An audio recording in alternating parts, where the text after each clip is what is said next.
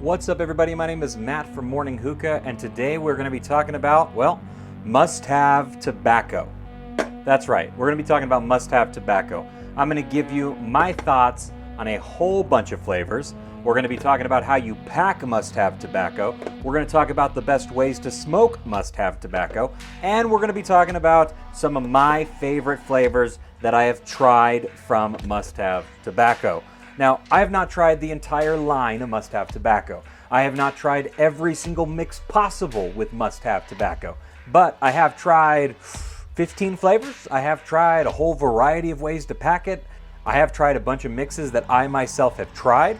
So we're going to be talking about that. So without further ado, let's get into my thoughts about must-have tobacco.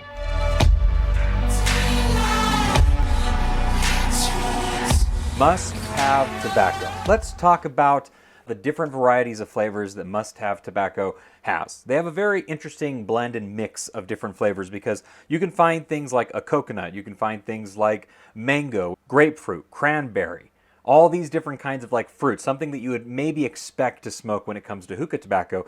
But then they also have things like milky rice. They have things like unicorn treats. They have things like cucumade, which is basically cucumber lemonade.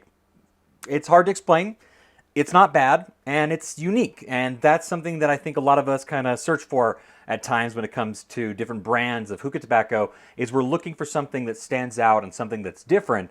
Well, that's definitely one of them. They also have Frosty, which is their very cold mint flavor. It's not extreme chill. It's not super cold. It's not going to hurt you as you breathe in. It's not pure menthol flavor like some brands have. It's a really strong, good mint flavor. It's actually a really preferable mint flavor that I've been enjoying a lot. It's one of my favorite flavors from must-have tobacco. So those are the different flavor varieties that you can get. You can get everything from milky rice to cucumber to coconut and beyond. There really is a large variety of flavors that you can get when it comes to must-have tobacco. So definitely take a look at them when it comes to their flavor variety.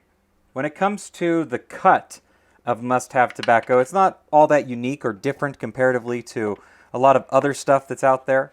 I would definitely not say that it's a standout cut. It's very finely, well chopped up, so it's a very good cut. Like it is a very good cut, but the wetness of it is very, very sticky, very thick.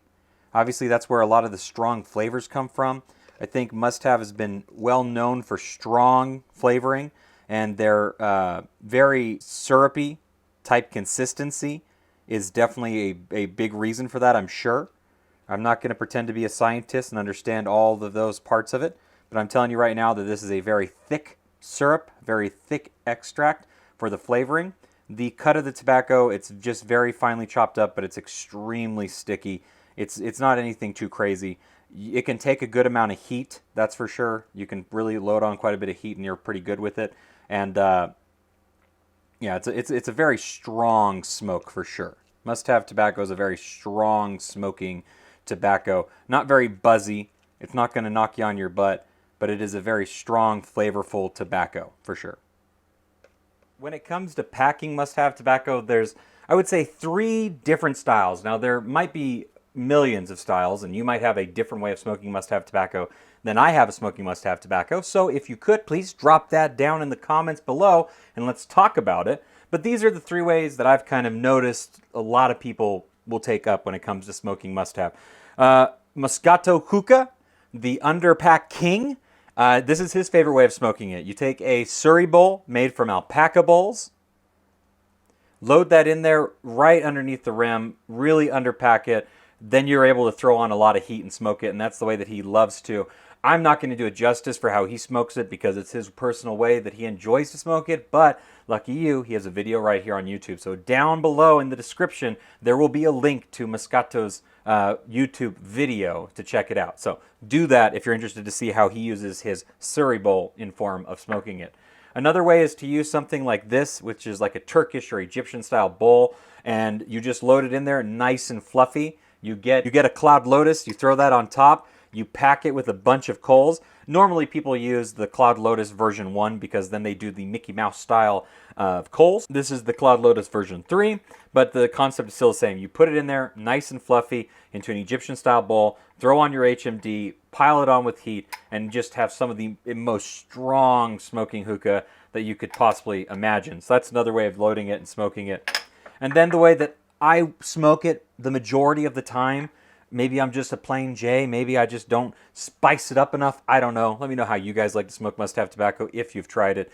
I use just a regular funnel bowl. This is the Hookah John HEW bowl, but you can use anything. You can use an alpaca bowl, hazy bowl, mason bowl, it doesn't matter, just a regular styled funnel sort of bowl. And then I just kind of load it in there nice and light. I wouldn't say I underpack it or I load it like very fluffy. I just kind of put it in there at like a medium compaction rate.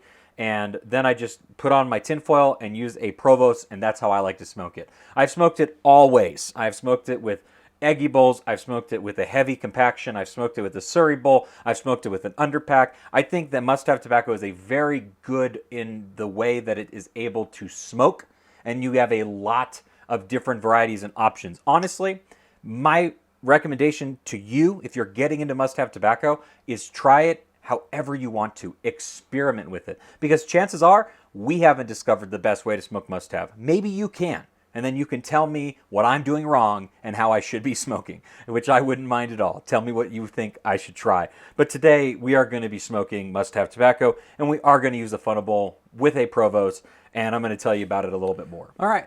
So the way that I decided to load it was inside of my hazy bowl. Just a fantastic bowl. Low capacity, because I definitely don't want any of this going to waste. It's definitely very hard to come by. And yeah, you don't need a whole lot to go a long way. This will last a good amount of time. But yeah, I just loaded it in there, nice and light in consistency and compaction. I just loaded it up to the rim. I'm going to throw a piece of tinfoil on this. We're going to use a Provost, and then we're going to start smoking. And I'll tell you what's inside the bowl coming right up. Yeah, you're going to get good clouds from must-have. That's absolutely for sure. What did I pack in today's bowl? Well, I decided to go with a little bit of Pinkman, a little bit of Space flavor, and then the rest of the Frosty. And I had to scrape the rest of my Frosty out because I am all done with that flavor. I need to order some more as soon as I can. Big fan of their mint flavor. Frosty, I think, is a very, very good flavor. So Pinkman is a pink grapefruit, and it's a really good pink grapefruit. It reminds me most of the pink-colored Starburst. That's honestly what it tastes like to me. I don't know if that's what the pink Starbursts are, is pink grapefruit or not, but that's what it reminds me of, and I think it's really good. And then the Space flavor is lychee, and it's supposed to be lychee and rose, but I don't really pick up a lot of the floral background inside a Space flavor. To me, it's just a really good lychee flavor, and I think it's honestly one of the best lychees I've had. Now, once again, it's definitely very artificial. Now, when I say that it tastes very artificial, I don't necessarily mean that as a bad thing, but it's a true component of what you're getting from must-have. Their flavors are very artificial, they're very hyper sweetened, and they're very strong. So that's a good thing, right? It's a good thing and a bad thing in my opinion, and I want to tell you a little bit why, for me personally. It can be a good thing for some flavors, like the cranberry flavor, the Pinkman flavor, which is a pink grapefruit, and even like the mint flavor that they have, the Frosty. Also, the mango is not too bad. I enjoyed that one as well. Cucumberade actually is pretty good too, surprisingly. It's just different. It's not exactly what you'd expect. So all those flavors kind of benefit from the artificial and hyper-sweetened nature of must-have tobacco. Now, the reason why it can be a con sometimes is it feels like the flavor is just never doing anything different. Now, when it comes to flavors, and this is all personal preference, obviously, so you may feel a little bit differently about this than I do, which is totally fine, obviously. When it comes to flavors like the Space flavor, which is that lychee flavor that I was talking about, I really don't like to smoke it by itself because it's so potent and powerful in that artificialness of the lychee that it kind of becomes a chore or boring to smoke after a while. There's not much there. It's like, oh, it's lychee. It's lychee, but the bowl never matures. It never does anything different. It just kind of stays the same the entire time, which is not necessarily a bad thing, but it also isn't a great thing. It's hard to explain. If you're someone who's been smoking hookah for a while, you may kind of understand what I mean by that. So that's something to me that I just think needs to be said out there. I love mixing Space flavor. I love putting it in different mixes and adding it to a bowl that is going to mature and is going to change throughout the entire session, but I don't love to smoke it by itself. But honestly, Must Have is really good. If you don't know, the reason why it's called Must Have is because it says Must Have under Cole, which I just love. I like the branding of Must Have Tobacco. I like the way they're doing their marketing. I think it's really good. The flavor profiles that they have are unique and different. I haven't even talked about unicorn treats or milky rice or coconut shake. If you'd like to hear more about any of those kinds of flavors, or if there's a flavor that you're wanting to hear about, let me know down in the comments below and I'll do what I can to get that information out to you. But as of now, these are my thoughts on the brand Must Have Tobacco. I wanted to tell you a little bit about them and hear what your guys' thoughts are about Must Have as well. Have you tried Must Have? Have you been trying to get Must Have? Let me know what your thoughts are down in the comments below. As always, make sure you hit that subscribe button, tap that bell icon, make sure you like the video, share the video out into the world, and until next time, well, I'll see you when the smoke clears. Bye.